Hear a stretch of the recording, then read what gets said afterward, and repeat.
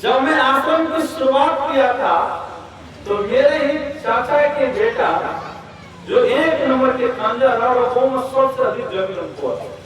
आज तक उनके यहाँ कभी एक बाबा जी का भंडारा नहीं हुआ होगा और कभी 70 में देखा करते हुए महाकंजर। उनका दरवाजा और पुराना मेरा घर आंगन एक ही था। उन्होंने कहा महात्मा गेहूं के छेद दे रहा था प्यास से धूप में तो परेशान था। कहा का खोल रहे थे तो पंजू ने पीटिए प्यास से कंठ जीत रहा था।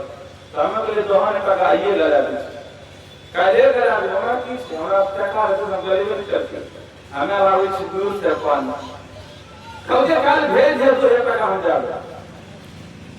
हमको लगा 2000 देगा तो 1500 देगा हम 1500 लगा के हमें लगा के गला देंगे।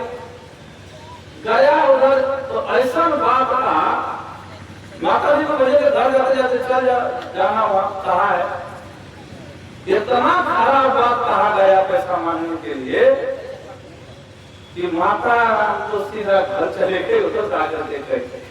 मैंने कहा छोड़ अपने मन से कहा था हम तो नहीं मांगे थे उनको। जिला साहब जो हमारे पराक्रम बाबू है उनका छोटा बेटा है काम मेरे देखे ऐसे बात वो गया कहा ठीक है वो डीलर साहब को काफी 1500 टका ला कर दिया और 1500 टका लगा करके हम कल गलाए। उसके बिहान माने ही कल तो गला दी उसके बिहान माने ही उनको झटका लग गया और कई गुना खर्चा हो गया उनका। जो नजायज बात बोले उनको लगा ठंडी लगा तो कई हजार तो उसमें गया और पोष बीमार हुआ तो कई हजार गया। बाद में कहा आकर के कैसे ऐसे हो गया। मैंने कहा गुरु महाराज से करो छल तो पता चलेगा करो छल। मेरे चाचा के मैं आपको घटना मेरे पिताजी के बड़े भाई बड़का बाबा उंगली बता के कहा इसको लुका से जला नहीं अपने हाथ से पीटने के बाद में उसके घर में आग लग गया कुछ भी नहीं बचा। और वो मेरे घर पर एक हाथ चढ़ा करके बनाया था मेरे प्लास्टिक घर पर घर पानी सब गिरता था ना मेरा प्लास्टिक का घर जला ना घर जला। समिति साहब ने कहा कि महात्मा के घर क्या ना बेच गए महात्मा के घर क्या ना बेच गए। मैंने कहा दीक्षा लेकर के दारू पीते हैं दीक्षा लेकर के दारू पीते तो क्या महिमा जानिएगा गुरु महाराज में सामने को शक्ति नहीं है। यहाँ जो दिन रात हम भजन करते हैं हम लोग भजन करते सत्संग होता है यहाँ क्या गुरु महाराज में सामर्थ्य नहीं है शक्ति नहीं है। गुरु महाराज में असीम सामर्थ्य और शक्ति है। जिनको विश्वास है लाभ उन्हीं को प्राप्त होता है। विश्वास नहीं तो कुछ नहीं है। जो जितना विश्वास करे ऐसा विश्वास होगा किनको जो जितना सदाचारी होगा। हम ये बात इसीलिए प्रारंभ किए थे जो जितने सदाचारी होंगे उनको उतना लाभ समझ में आएगा और भक्ति में उतना आगे भी बढ़ेंगे। यदि सदाचारहीन है तो गुरु महाराज स्वयं कहिए भक्ति के क्षेत्र में रस्सी दबा भी आगे नहीं बढ़ेंगे एक जन भी आगे नहीं बढ़ सकते रस्सी दबा भी आगे नहीं बढ़ेंगे। कैसे उदाहरण दिया गुरु महाराज जैसे सुई में यदि धागा फंसाएंगे थोड़ा भी गांठ रहेगा तो घुसेगा नहीं घुसेगा। हम लोगों के अंदर में थोड़ा भी अवगुण रहेगा तो हम अंदर में प्रवेश नहीं कर पाएंगे। उस ब्रह्म परमात्मा को जान नहीं सकते हैं दृष्टि साधन हो नहीं सकता। इसके लिए हमें पवित्र होना पड़ेगा। गुरु महाराज कहते मैं अपने जीवन में दृढ़ता के साथ मजबूती के साथ सदाचार का पालन किया हूँ। सदाचार का ही चमत्कार है कि आज गुरु महाराज घर घर पूजे जा रहे हैं देश देश पूजे जा रहे हैं और गुरु महाराज की सेवा करके संसार के लोग सफल हो रहे हैं। हाँ आज यदि गुरु महाराज की कृपा न होता तो हमें कौन पूछता। जो एक दिन में फुर्सत नहीं है तो कौन पूछता। उनकी तो कृपा है उनके शरण में है इसीलिए लोग पूछ रहे हैं तो कौन किसको पूछता। तो गुरु महाराज की असीम कृपा है। वह साक्षात ब्रह्म और परमात्मा है। नर के रूप में साक्षात हरि है जो हम सारे लोगों के दुख को हरण करने के लिए मनुष्य का शरीर धर करके इस संसार में आए हैं। वह ज्ञान हम लोगों को दिया। उस ज्ञान के अनुसार गुरु महाराज के कहे अनुसार गुरु महाराज के आदेश और उद्देश्य में यदि हम आप चले तो हमारा आपका उद्धार निश्चित होगा। जो जीव गुरु शरण में चले गए उनका कल्याण निश्चित है। क्योंकि मैं जयंती के दिन पाठ जो कर रहा था, गुरु महाराज जो जीवन चरित्र पढ़ रहा था, उसमें अंतिम में जो सत्यानंद स्वामी ने उस पुस्तक की रचना की है, महर्षि मिहि सुक्ति सुधा सागर, उसके अंतिम में लिखा हुआ था गुरु महाराज की वाणी कि गुरु महाराज कह के गए हैं मैं बहुतों बार आऊंगा और बहुतों को साथ ले जाऊंगा।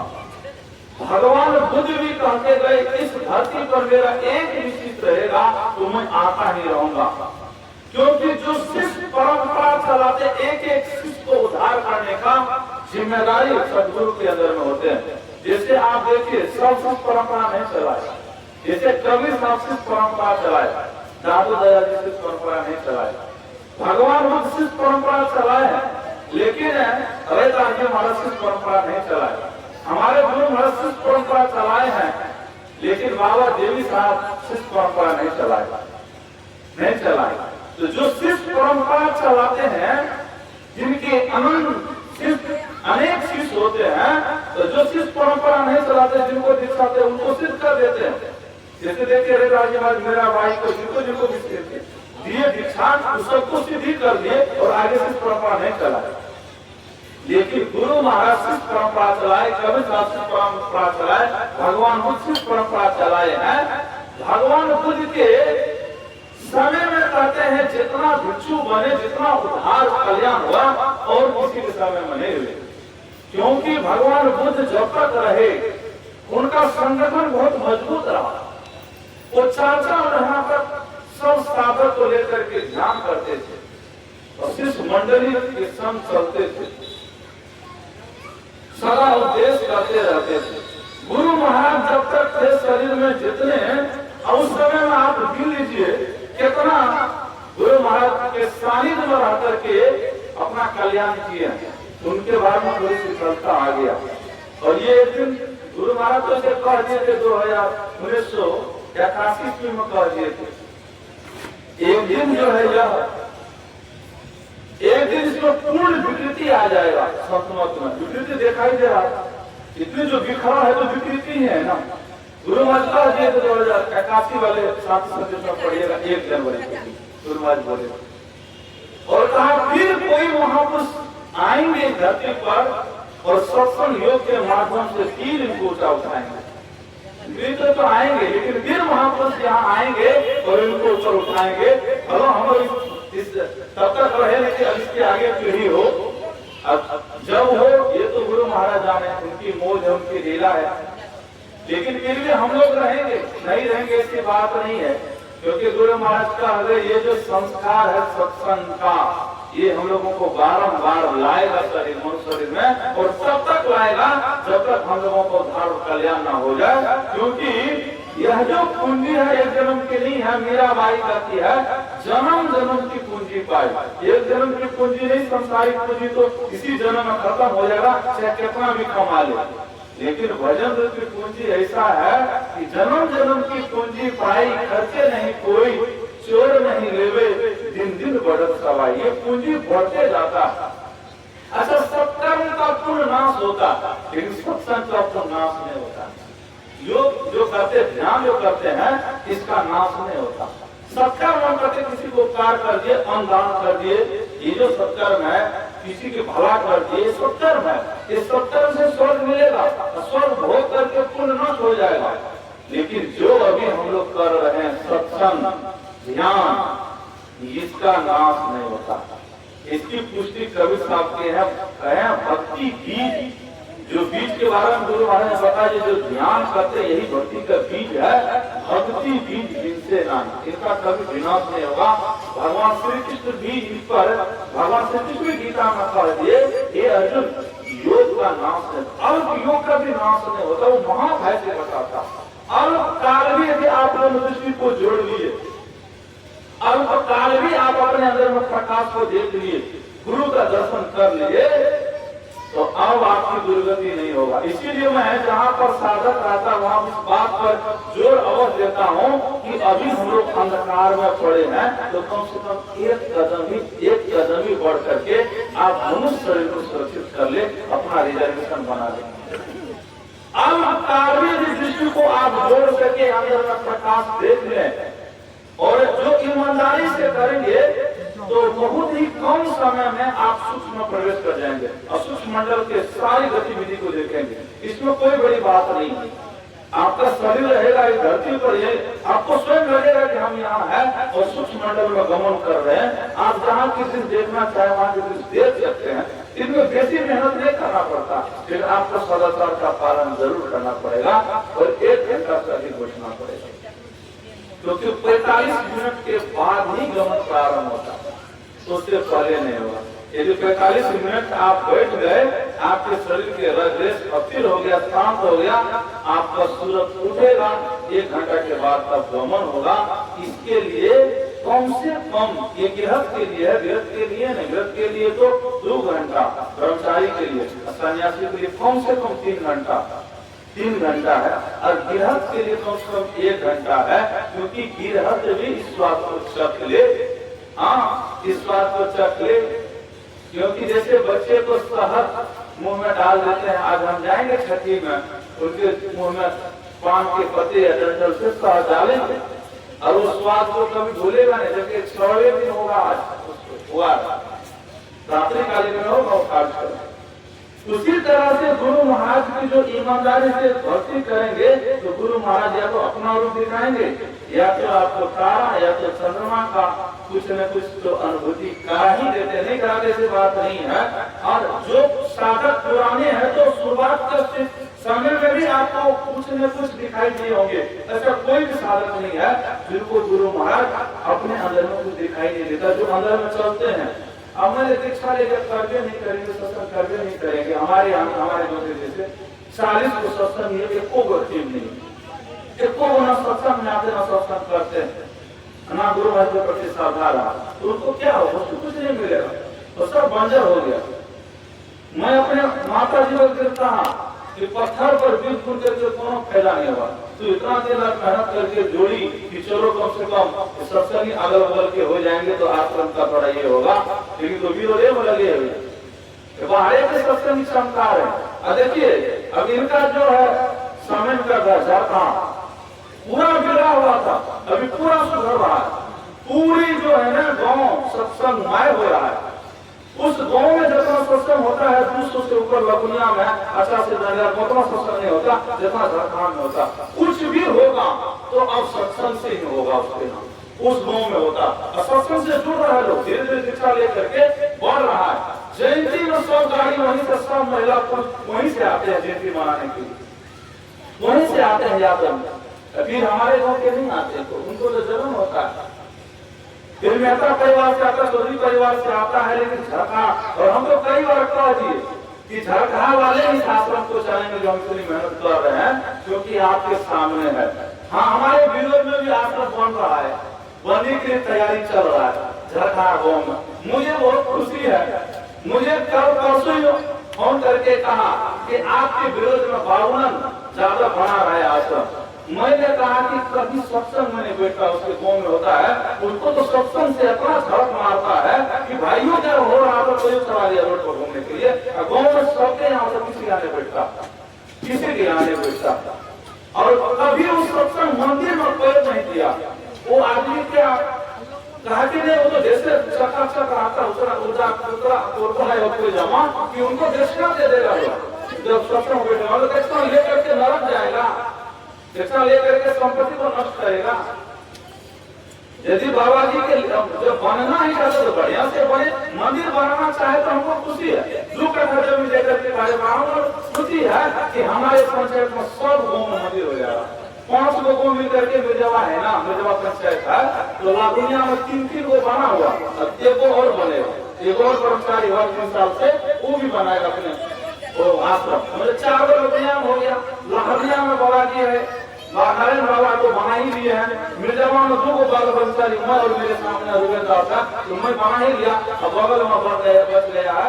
अब सरकार यहाँ भी बना ले, और हमारे बगल में है बेरिया ही, कभी उसमें भी माता बचा उसमें भी हो जाए, हमारा बगले में हो जाए और बढ़िया है। चारों साइड से सत्संग होगा, ध्यान होगा, गुरु महाराज का गुणगान होगा, तो अच्छी बात है, घर घर मंदिर हो जाए। हमारी तो सपना है, जैसे महाराष्ट्र में हम गए महाराष्ट्र में हम जब गए तो हर घर में साईं बाबा का मंदिर और शिवड़ी के साईं बाबा का और गणेश भगवान के घर मंदिर। तब तो महाराष्ट्र ने उन्नति किया।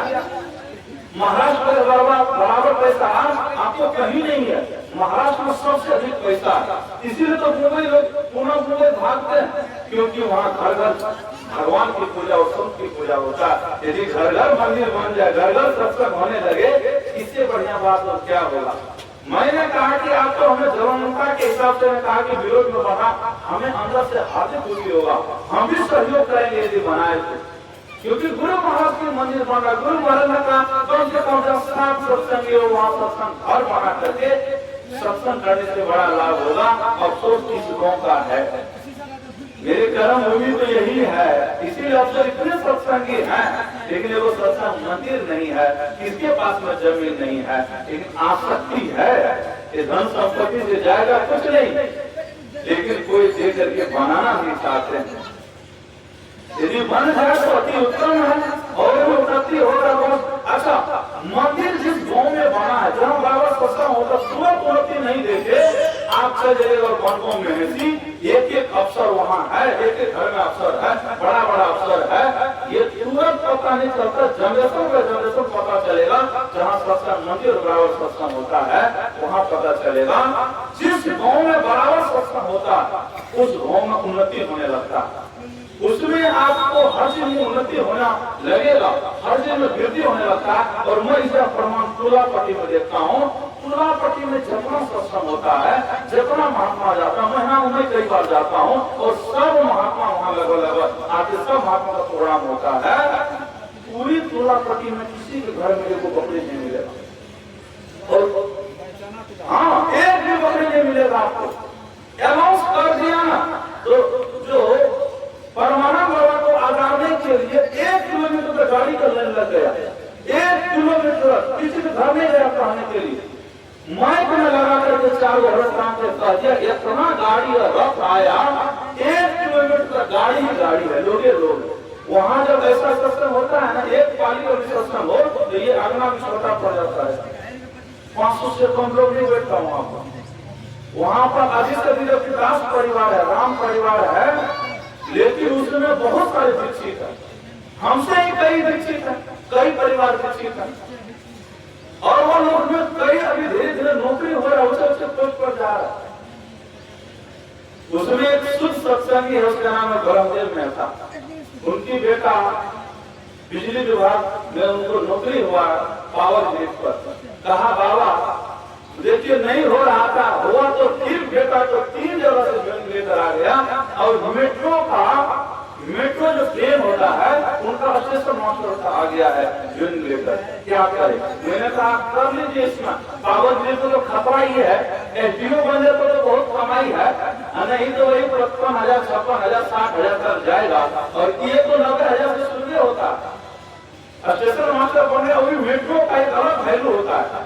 साधारण ये ट्रेन और मेट्रो ट्रेन का वैल्यू एक अलग होता है, इसमें अलग एक इज्जत होता है। टीटी से भी बेसिक पावर होता है उसको, स्टेशन मास्टर का। तो कहा बाबा 2.5 लाख रुपया लग रहा है, जहाँ नौकरी आप छोड़ेंगे। अब मैंने सरकारी का ऐसा रूल नहीं, मेरा कहीं भी तो छोटे व्यक्ति किया है जो आप देख लीजिएगा क्या है, लेकिन मेरे हिसाब से ये बढ़िया है, लेकिन कर ले बेटा तो अपने सोच प्रकृति का एक प्रमुख सत्संगी है। ये सत्संग का प्रभाव और गुरु महाराज के पूर्ण समर्पण हमारे साथ गया। सहरसा 4 दिन हुआ सत्संग करने के लिए, 4 चक्का गया तो जबरदस्ती उनको विदाई दे दिए, धोती दे दिए, गमछी दे दिए और 250 रुपया दे दिए। वो चलवा गया था, उसको भी जबरदस्ती 150 रुपया को गमछी दे दिया। उनके पड़ोसिया गया तो 500 रुपया धोती उनको भी दे दिया, सबको दिया, बाबा को भी दिया, हमें भी दिया।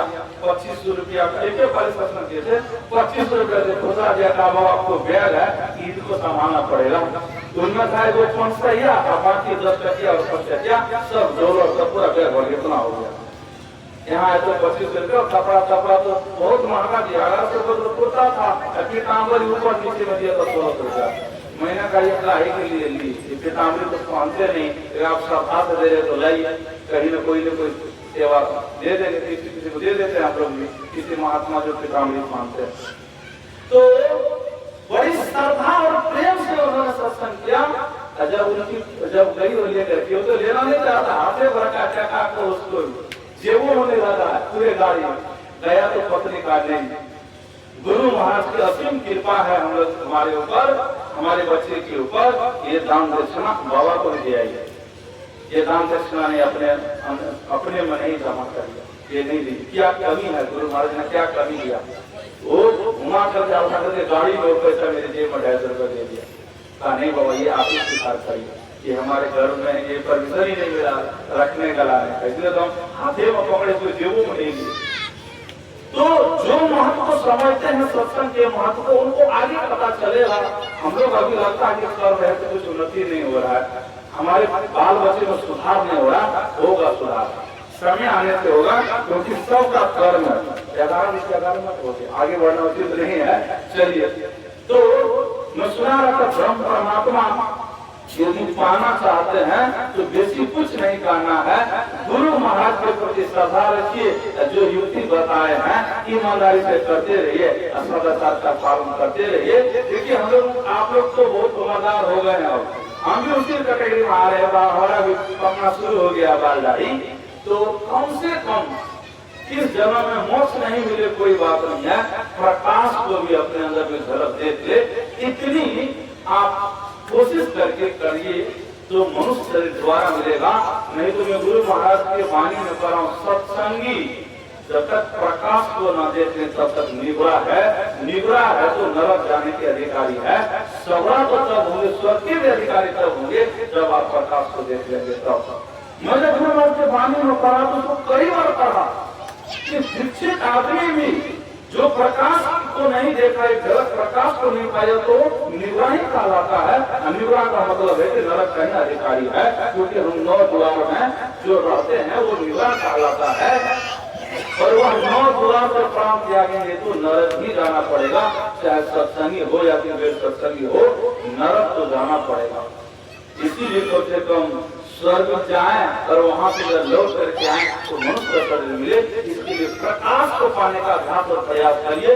पर नींद को जीतिए, रात में उठिए 2 बजे, तब जो है आप बैठिए, ध्यान जितना दे दे, बैठ करके कमर नहीं काम करते तो लेट जाइए, मुर्दा आसन करते, उसको सब आसन करते, उस आसन में करिए, उसमें भी देखिए बड़ी उन्नति होता है। उस आसन में करके आप उस समय में तो सुनसान रहता, कोनो काम नहीं रहता, हला बुला नहीं रहता, उस समय में आपकी उन्नति होगा। तो प्रकाश को कम से कम पाले, जो ब्रह्म का प्रकाश है, तब ये हम लोग सत्संग सुनना और सत्संग करना हम लोगों का कम से कम सार्थक होगा।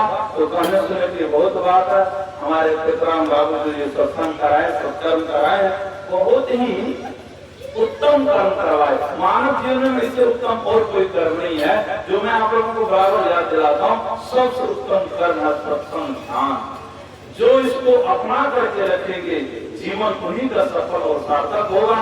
तो सत्संग से जो भी पुण्य होता है, जो भी मनोरथ इनके मन में है, तो सब पूर्ण हो। जिन बच्चे के निमित्त करवाए हैं, गुरु महाराज की विशेष कृपा उन पर हो और वह और भी उन्नति करे, पढ़े और आगे बढ़े।